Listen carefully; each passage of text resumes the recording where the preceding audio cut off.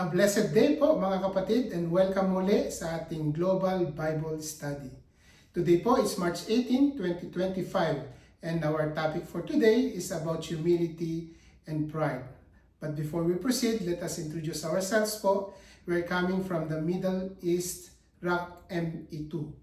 And ang inyong likod po si Pastor Harold Pascua, ang inyong magiging presider. And mapalad po tayo at ang magtuturo ngayong araw nito is no other than our Pastora Mirasol Pascua. A blessed day po sa bawat isa sa atin. Welcome po sa GT Ruang TV Global Bible Study. Binabati ko rin po ang ating mga kapatid na nasa Canada, sa New Zealand, sa Australia, Philippines, Middle East, at saan man po kayo naroroon na nakikinig po sa araw na ito, isang mapagpalang araw po sa bawat isa sa atin.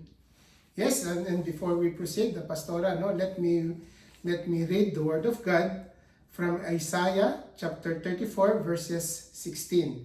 And it said, "Seek ye out of the book of the Lord and read. No one of these shall fail. None shall want her mate, for my mouth is hath commanded, and his spirit it hath gathered them." Amen. Amen. Let us pray. Lord, we thank you, Lord God, for this day, for giving us again the chance to serve you, O Lord God, through this Bible study, O Lord God. We ask in prayers, O Panginoon, na patuloy mo kaming gabayan ni Pastora Mirasol, O Lord God, na para may deliver namin, O Lord God, whatever the message that you want us to deliver, O Lord God. Langisan mo, Panginoon, ang aming mga bibig, and let the Holy Spirit dwell in us, O Lord God, dwell on this place, Panginoon, that no one can disturb us, O Lord God, and we can deliver, O Lord God, kung ano man, Panginoon, yung revelation and impartation for us, O Lord God, na gusto mong i-message namin, O Panginoon, sa aming mga brethren. Muli, Panginoon, humihingi kami ng gabay, patnubay, O Lord God, and all this, O Lord God, we glorify your name, O Panginoon, as we continue to imitate your likeness, O Lord God, your love, your mercy, O Panginoon. And again, O Lord God, maraming salamat. In Jesus' name we pray. Amen. And yun nga, mapalad po muli tayo, O Lord God, mga kapatid, na nandito muli tayo sa ating global ministry of brothers. And again, let us study the Word of God. At yung topic natin is about humility and pride. Yes, Pastora, can you give us kung ano yung pag-aaralan natin ngayong gabi? Okay. So, mga kapatid, ang ating main verse for today is found in Philippians 2 verses 3 to 11, and it's we are going to study about humility and pride. So, basahin po natin ang ating main verse from Philippians 2 verses 3 to 11 in King James Version.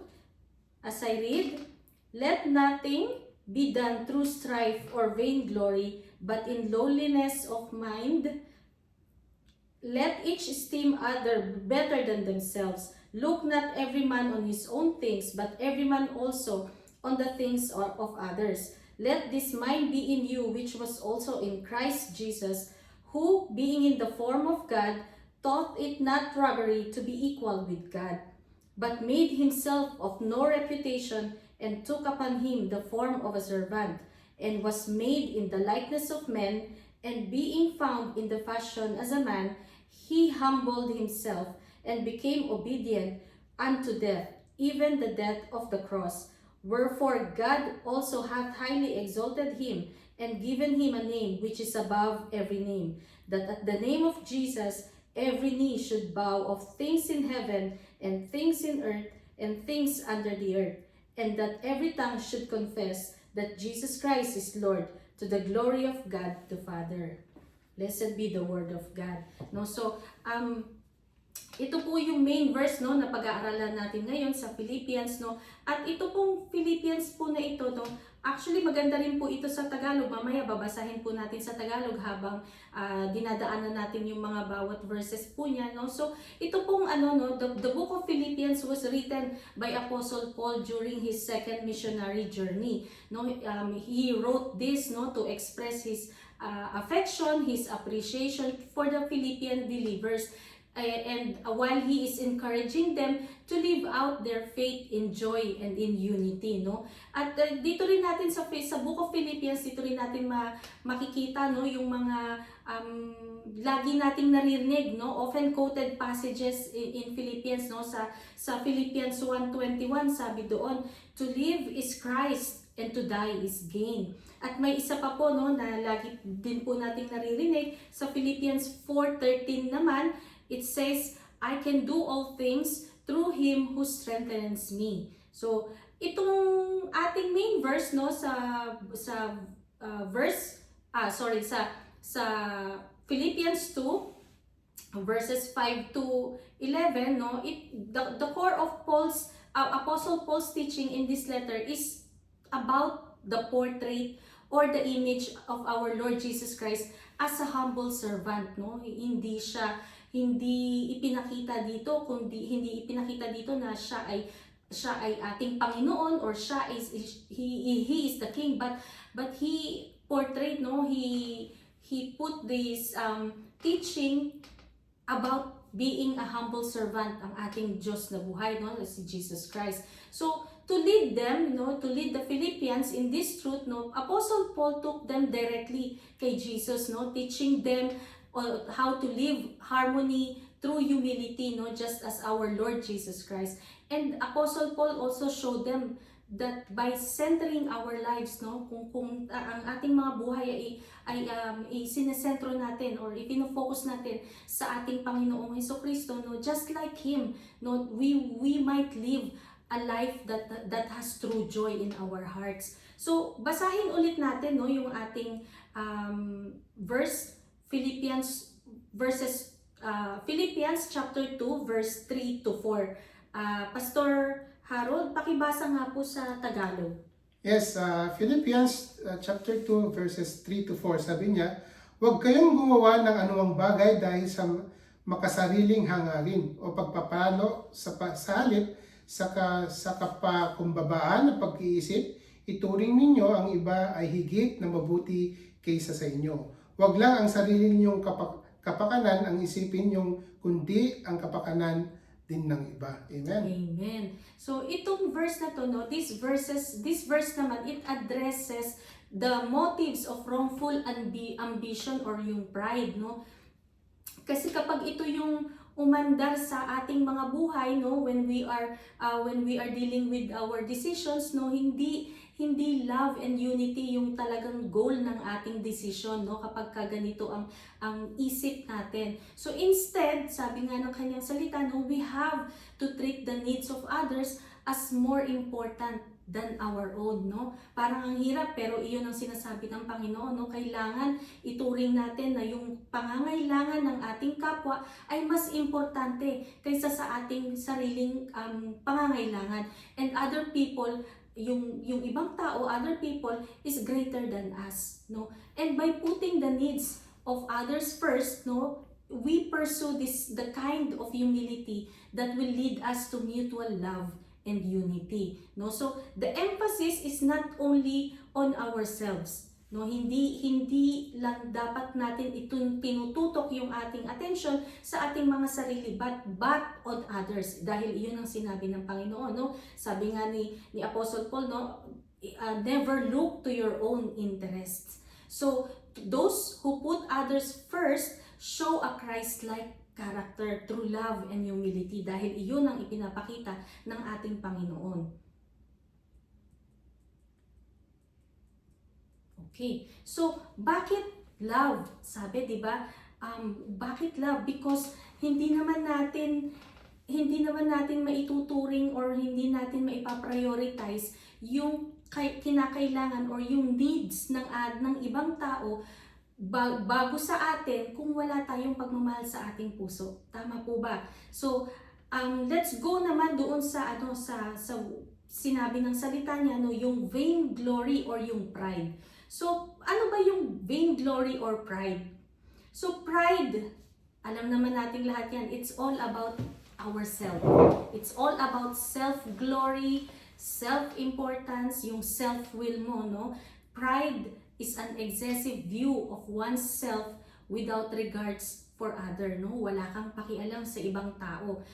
Yung ma-pride na tao, they have this arrogant spirit of self-sufficiency and self-love, no? Yung parang ang sentro ng iyong attention is yung sarili mo lang, no? Or in English sinasabi nga nila self-centered yung pag-iisip ng tao na ito, or sa Tagalog makasarili, no? So pride is a dangerous spiritual toxin. It is a deadly sin, sabi nga doon, no? Bakit sinasabing it is a deadly sin? Because pride generates or it causes many other sins and further immoral behavior. So ano-ano yung mga nagiging cause o yung nagge-generate pa ng pride na anong mga sin ito, no? Yung anger, jealousy, yung bitterness, yung unforgiveness, no? Marami pang iba. So ano ba yung isa-isahin lang natin, no? Envy, alam naman natin yan. In Tagalog, inggit. Inggit is a byproduct of pride, no? Envy is longing for objects of pride. So ano nga yung ano yung pwedeng example doon? Yung beauty, no? Parang naiinggit ka sa kagandahan ng ibang tao, no? Yung beauty, yung power, riches, no? Wisdom, yung fame, yung ano ba sa Tagalog ang fame, pastor? Yung pagiging sikat ng ibang tao, no? Or yung mas kilala sila, no, sa mundo. Reverence or yung recognition, yung gusto mo iginagalang ka ng ibang tao, no? Or yung camaraderie, no? Kumbaga parang mas maraming kaibigan, mas malakas ang dating. Ganun yung yung pride na, yung pakiramdam ng pride na tao. So this can all trigger to display pride in our hearts, inflaming, no? Ini-inflame nito yung sinful desire ng ating puso. So beauty, no? Alam naman natin beauty. So pagka nakakita ka ng or halimbawa yung kasama mo sa trabaho, no, ang ganda-ganda niya, no? Minsan naiinggit ka sa kagandahan nila, or yung halimbawa yung riches, no, yung ibang tao kasi kumbaga parang naghihirap tayo, but then at the same time yung ibang kasama mo or kaibigan mo umaasenso, no? Kahit na anong kayod na gawin natin, bakit ganun lagi pa rin tayong kapos? Pero bakit yung ating kaibigan or yung ating katrabaho, no, hindi na nga sila masyadong nagtatrabaho pero sumusweldo pa ng mas malaki sa'yo? So sometimes it denotes sa pride, no, yung nagkakaroon tayo ng kasalanan because of envy, because of inggit. So ano pa? Material things, no? Napaka common na nangyayari na kinaiinggitan ng tao yung mga material things, no?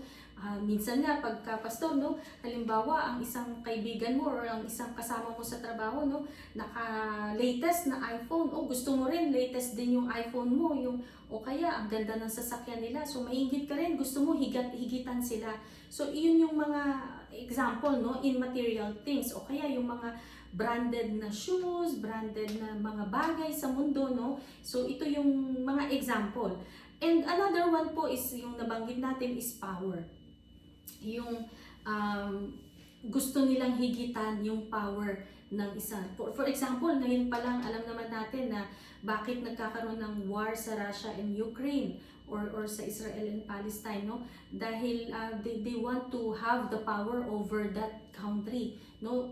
Gusto nilang sakupin, gusto nilang ma-empower yung pinapakita nila na mas malakas yung kanilang country against dun sa other country. So that's one of the things, no? And also yung camaraderie na sinasabi, no? Sabi niya yung kumbaga parang pag marami kang kaibigan, parang mas maangas yung dating mo, mas marami kang backer or mas marami kang kakampi. So iyon yung way of thinking natin, no, ng mga tao.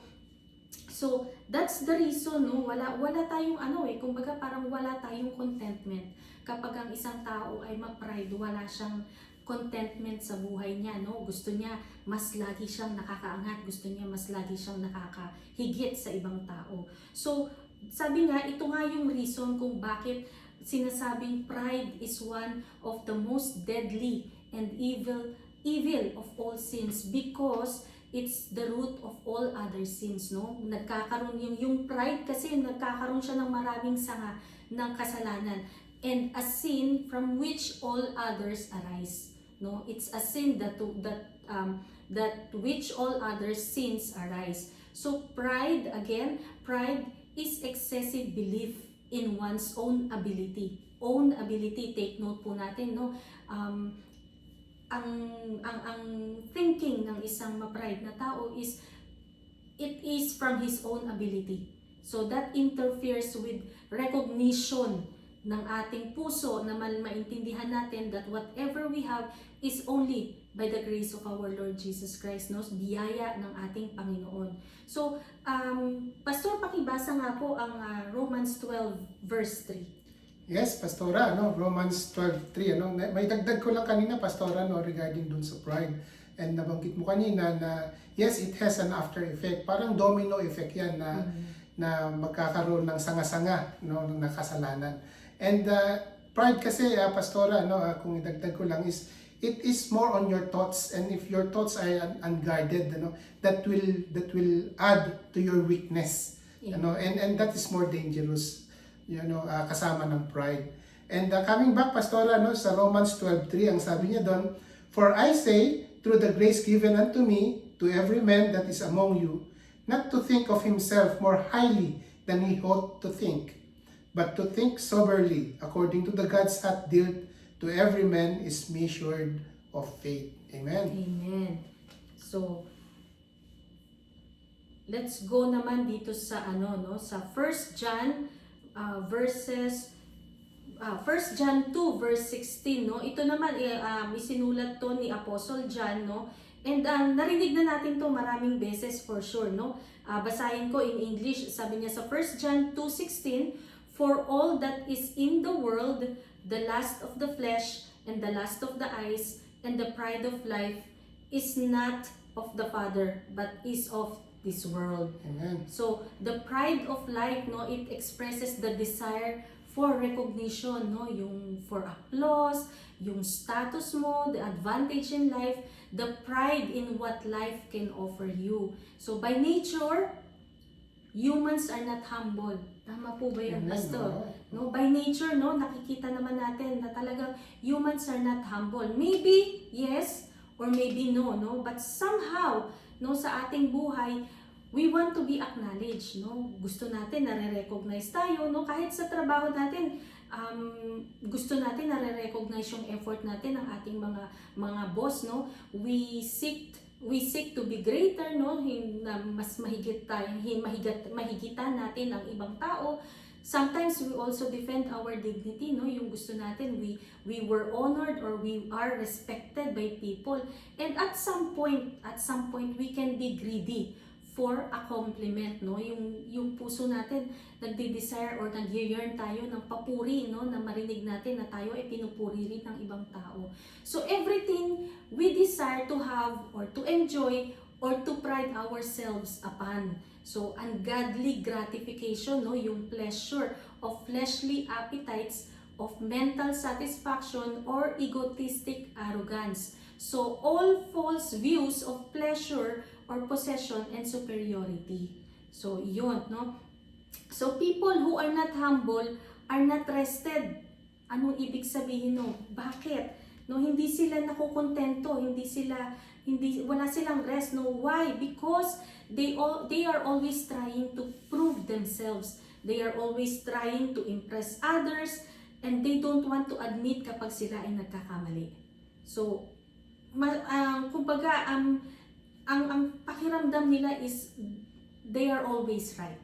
Ganon sila. So, a millionfold reflection of self, no? Only I, laging sila lang ang iniisip nila everywhere, anytime, no? Isa sa we know naman yung fall of man, no? Pride is Satan's original or yung first sin ni Satan, no? Because of pride that Satan led a rebellion against God, no? Basahin natin, Pastor, sa Isaiah 14 verses 12 to 14. Amen. Isaiah chapter 14 verses 12 to 14, the word said, How art thou fallen from heaven, O Lucifer, son of the morning? How art thou cut down to the ground, which didst weaken the nations? For thou hast said in thine heart, I will ascend into heaven. I will exalt my throne above the stars of God. I will sit also upon the mount of the congregation in the slides of the north. I will ascend above the height of the clouds. I will be like the Most High. Amen. Amen. So, basahin ko lang sa Tagalog, no? Kasi ang ganda rin niya sa Tagalog, no? Sabi ng Isaiah 14 verses 12 to 14, sabi niya, sa 13 pala, sorry, i-start ko na sa 13, no? Aakyat ako sa langit at ilalagay ko ang aking trono sa itaas ng mga bituin ng Diyos. Uupo ako sa itaas ng bundok na pinagtitipunan ng mga Diyos sa bandang hilaga.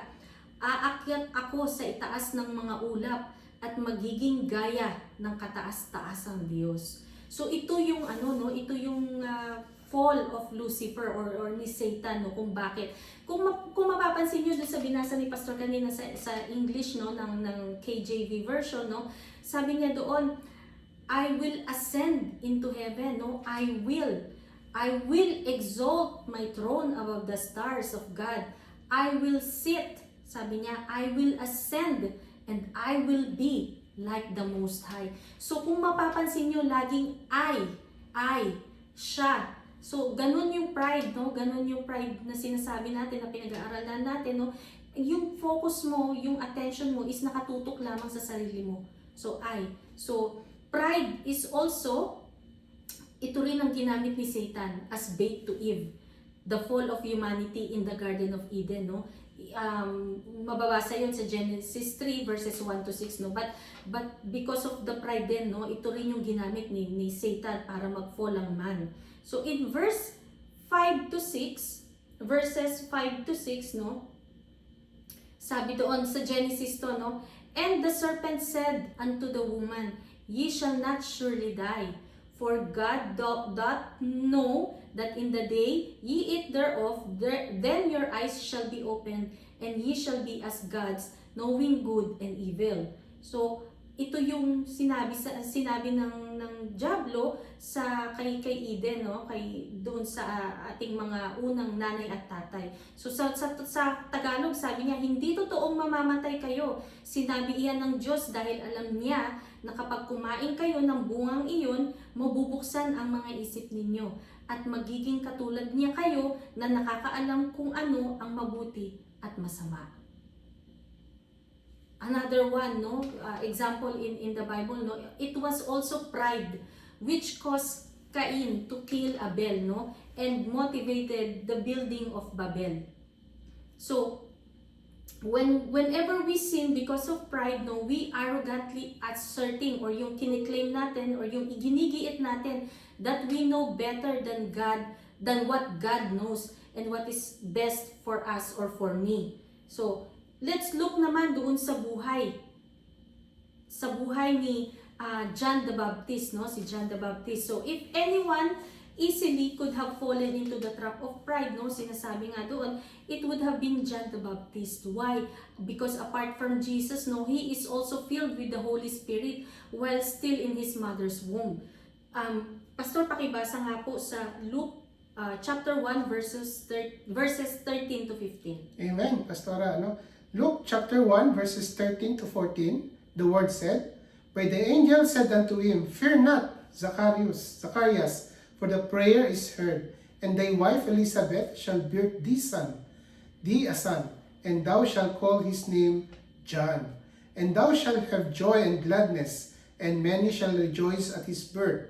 For he shall be great in the sight of the Lord, and shall drink neither wine nor strong drink, and he shall be filled with the Holy Ghost, even for his mother's womb. Amen. Amen. So, para sa mga lahat po na nakikinig, no, sino ba si John the Baptist, no? John the Baptist is the son of Elizabeth and Zechariah, no? Zechariah is a Jewish priest or of the order of Abijah. So according to the New Testament, no, si Elizabeth is a relative of Mary, the mother of Jesus, no? John the Baptist is a Jewish prophet. He preached about God's final judgment and baptized repentant followers, no? Siya yung nagbabautismo doon sa mga nagre-repent na mga followers ng ating Panginoon. He is also the forerunner of Jesus, no? He was born with a purpose, and that is to prepare the way of the Lord, no? At ang kanyang mission, no, his mission was to prepare people for meeting the Messiah, no? That everyone has anticipated for many centuries, no? Hinihintay talaga ng mga tao at that time, no, ang pagbabalik ng Messiah, ang pagdating ng Messiah, because they know that the Messiah is coming. So no one else, no, sa human history, walang iba daw na may importanteng role, no, or yung role sa buhay of being the forerunner of the Messiah. So even Jesus, no, testified of John that he was the greatest man in human history. So basahin nga natin, Pastor, sa Matthew 11 verse 11. Amen. Matthew chapter 11 verse 11, the word said, "Verily I say to you, among them that are born of woman, they have not risen a greater than John the Baptist. Notwithstanding, he that is least in the kingdom of heaven is greater than he." Amen. Yes, That's the so word of the Lord. si Jesus Christ ang nagsabi niya, no? Sabi niya, "Verily I say unto you, among them that are born of women, there hath not risen a greater than John the Baptist," no? So, tinestify ng ating Panginoong Jesucristo that he is a great man, no, sa history, no? So, with all this, yung popularity, yung fame, no, yung recognition na nare-receive ni John the Baptist, he could have fallen into the sin of pride.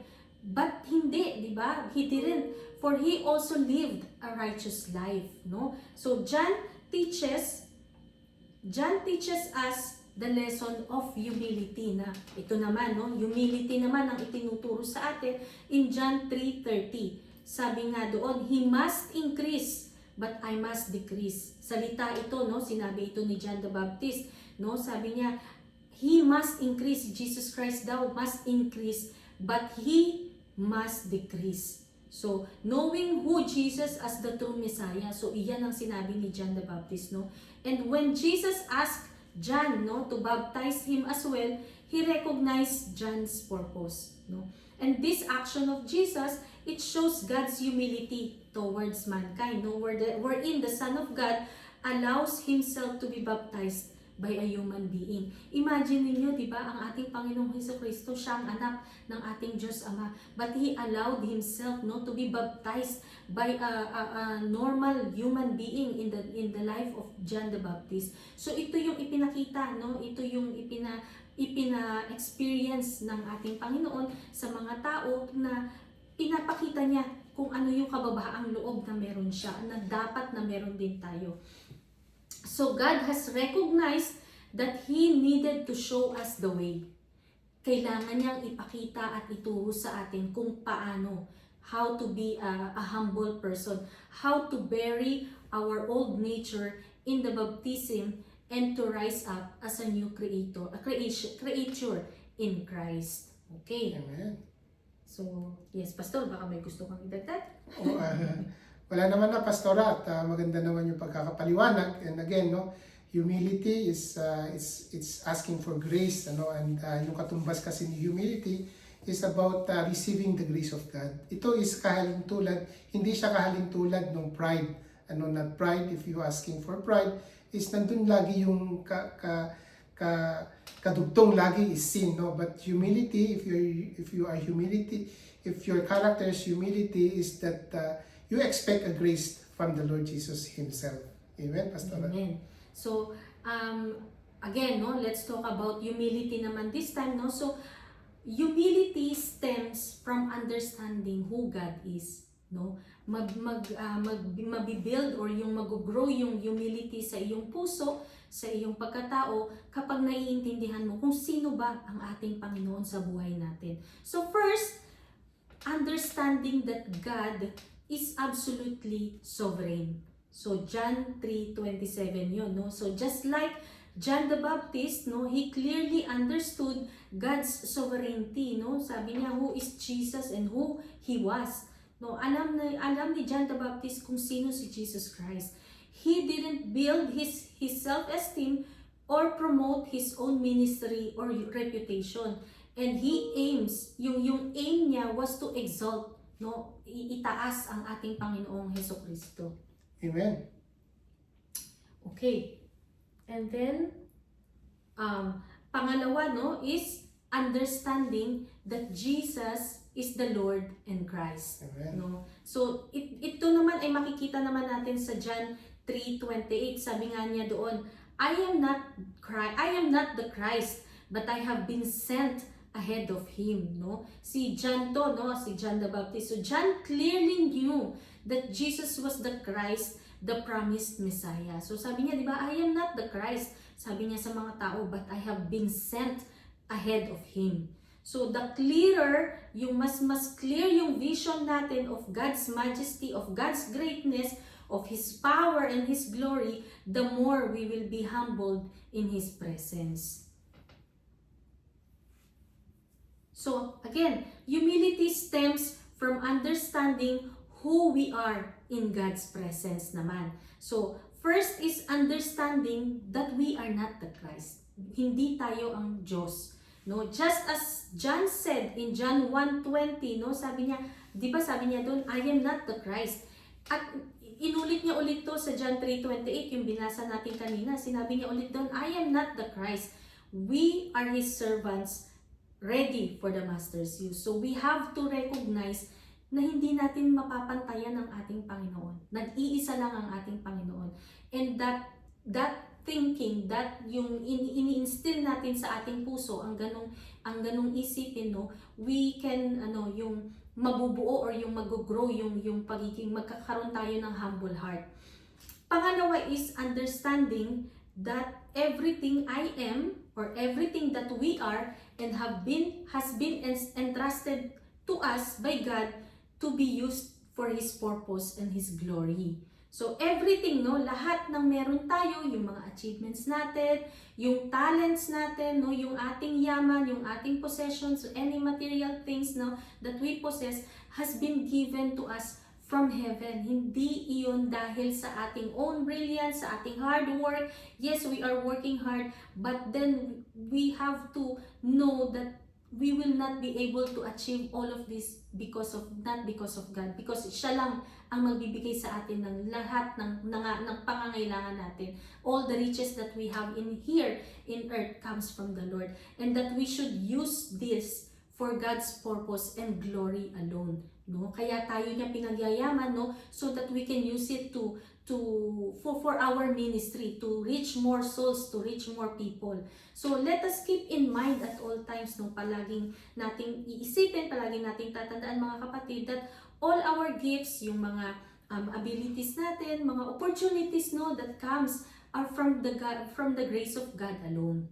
So use them, no, gamitin natin to the fullest, whatever God has entrusted to us, to the best of our ability, giving all the glory to Him, no? Kailangan i-glorify natin ang ating Panginoon whatever we do, whether we drink, whether we eat, di ba? Sabi nga ng salita ng Panginoon. Amen. So, yes. Yeah, idagdag ko lang Pastora, no, na yun nga, yung sinabi ni Pastora is you have to, use your gifts, and gusto ko lang idagdag na, serving the Lord or being a disciple, ang kadugtong din nun is a little bit of sacrifice. It's not a little bit.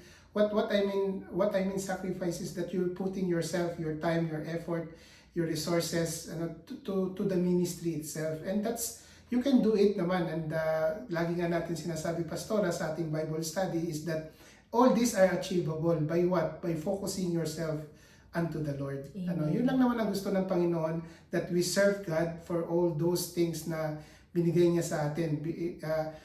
Binigay niya yung kanyang bugtong na anak, to show the humility that He has.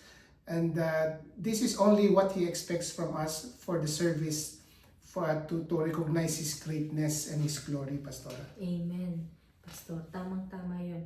So, pag-usapan naman natin, no, marami kasi sa Bible na examples, no, na mga tinuturo sa atin kung sino-sino yung mga humble people na we can also follow, no? First, unang-una na ang ating Panginoong Hesukristo, no? He came to earth not as God, no? Hindi siya dumating sa mundo not as king. Hindi siya nagpakita na, although pwede siyang ipanganak, no, sa palasyo or something, no, but then hindi niya iyon pinakita, kundi siya ay ipinanganak sa sabsaban, no. So he was born as a human body dito sa earth, no, and to live among among men, no. At makikita natin yan sa Philippians 2 verses 7 to 8. Sabi nga niya doon, Pastor, pakibasa nga po. Yes, Philippians chapter 2, verses 7 to 8 said, "But made himself of no reputation, and took upon him the form of servant, and was made in likeness of men." Amen. Yun, di ba? Without no reputation, in the form of servant, in the likeness of men. So, pangalawa na pwede nating tularan, no, ng mga humble people in the Bible is si Job. No, si Job. Job is known as a devout man, no? He bowed low before the Lord even in the midst of agonizing personal circumstances, no? 'Di ba? Alam naman natin yung kwento ni Job, no? Yung nawala sa kanya ang lahat, no? Nagkasakit siya, naghirap siya, no? Makikita natin yan sa Job 1 verses 20 to 22. So isa si Job, no, sa makikita natin na very humble person na nabuhay sa mundo at follower ng ating Panginoon. Third is si John the Baptist, no, na pinag-aralan natin kanina, no. So given the mission to prepare people for the arrival of Jesus Christ, he gladly took a more lowly position, no. So basahin niyo po 'yun, makikita niyo yan sa John 3:27 to 30.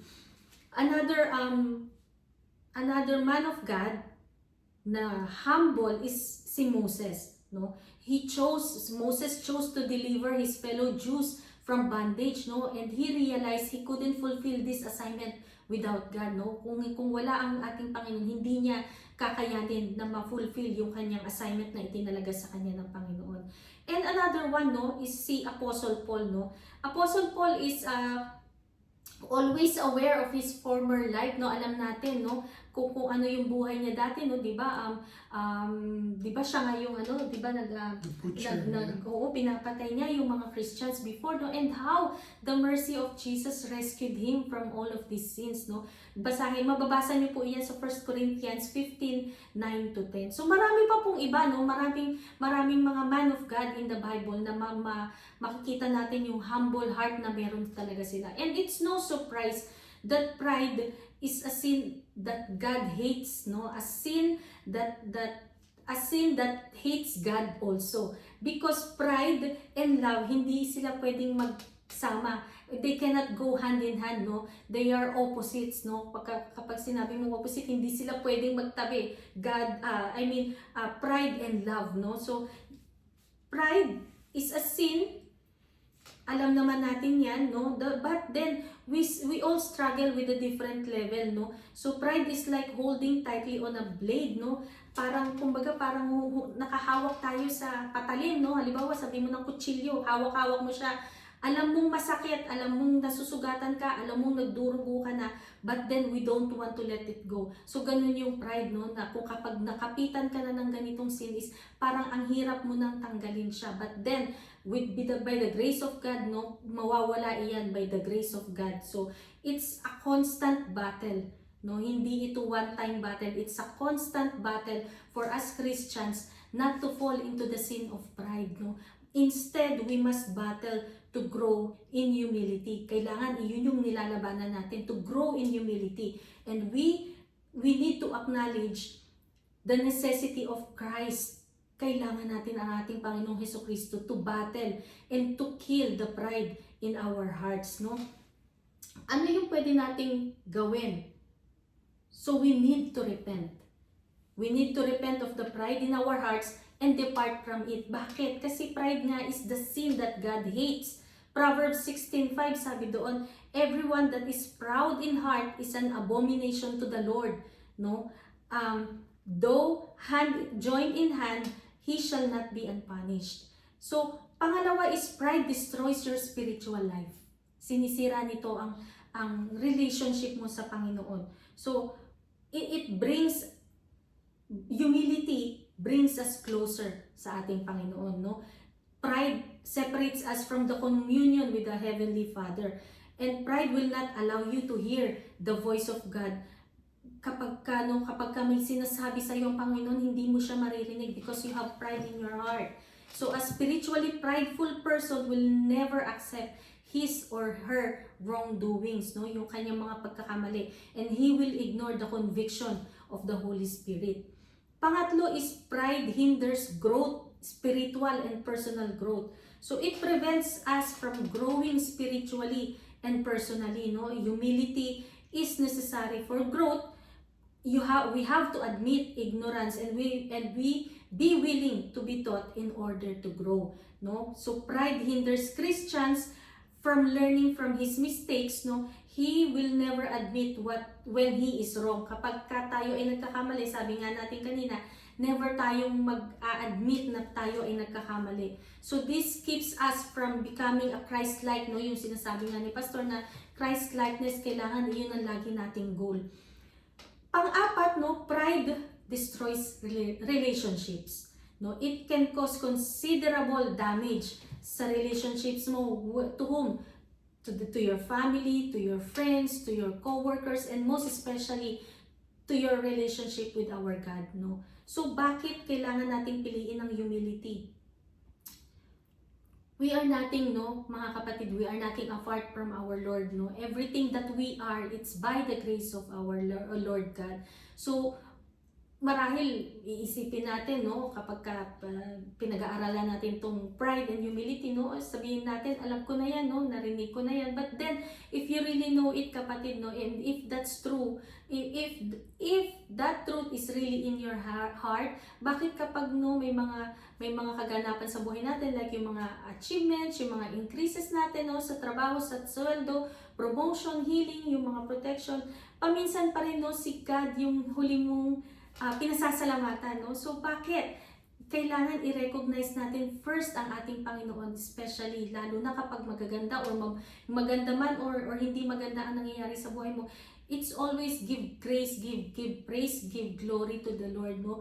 Kasi unang-una, si God ang dahilan ng lahat ng meron tayo sa mundo. Si God ang dahilan kung bakit tayo nabubuhay dito sa mundo. So the word humble or humility or humble, maraming beses siyang sinabi sa Bible, no? And the Bible said, the Word of God keeps on repeating this, no? Para sa ating lahat na tayo ay matutunan natin to, because pride nga is one of the deadliest and most difficult sin to overcome kapag wala ang humility sa ating buhay. So, sabi nga natin kanina, no? Humility, you should understand who God is and who we are in God's presence. Ano naman yung mga benefits na ma-obtain mo kapag may humble heart ka, no? God hears the humbles. Okay? Lagi tayong naririnig ng Panginoon, no? 2 Chronicles 34:27 yan, mababasa. Pangalawa, God leads and teaches the humbles. Basahin natin ito, Pastor, sa Psalms 25:9. Amen. Psalms 25:9, the word said, the meek will he guide in judgment, and the meek will he teach his way. Amen. Amen. So pangatlo, no, the humble is exalted. Alam natin yan. Pastor, pakibasa nga po yung Luke 14:11 sa Tagalog po. Amen. Luke 14:11, sabi niya, sapagkat ang bawat nagmamataas ay bababa at ang nagpapakababa ay itataas. Amen. And also in James 4:10, sabi niya doon, humble yourselves in the sight of the Lord and He shall lift you up.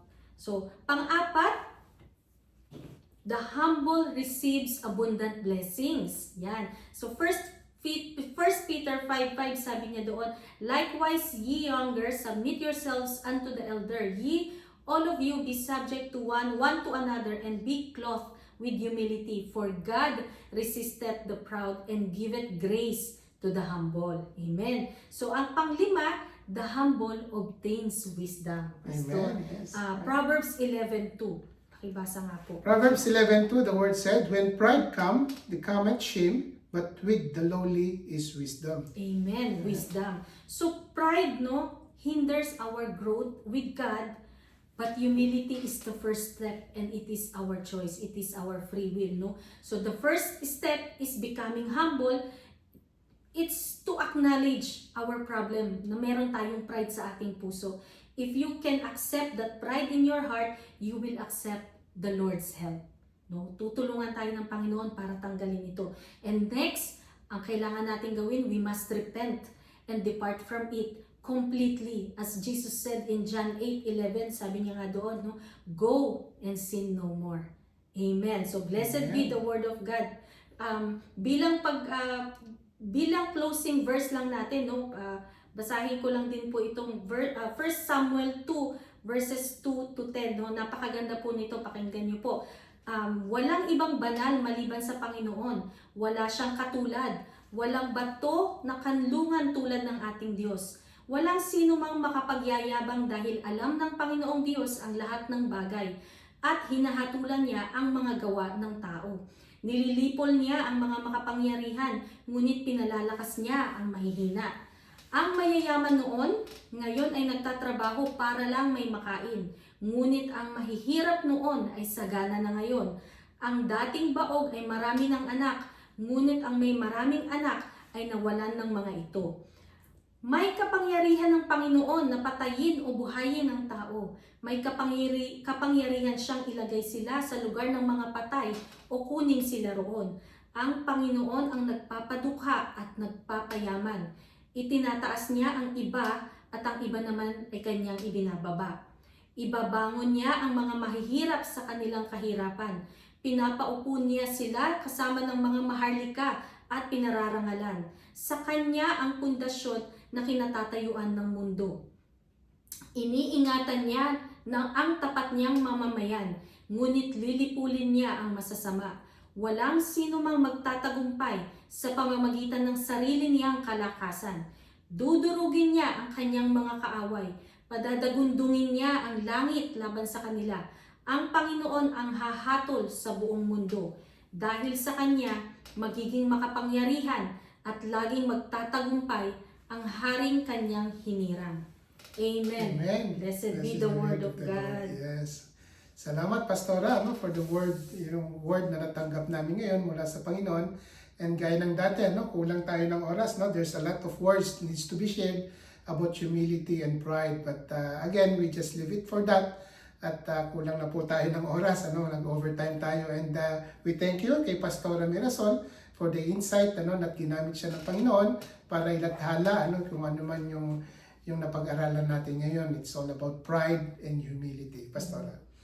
Again, maraming salamat po sa mga nakinig ngayon sa araw na ito, and may the word, may the word of God bring us wisdom and knowledge and understanding, about humility, na tayo ay just like Jesus Christ, na kailangan lagi tayong magkaroon ng humility sa ating puso, and it comes with love, with joy and unity. Okay? Amen. So nagpapasalamat muli tayo sa Panginoon, for the time, Amen.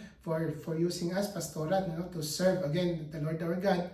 At lahat naman na ito is inaalay natin sa pangalan ng Jesus.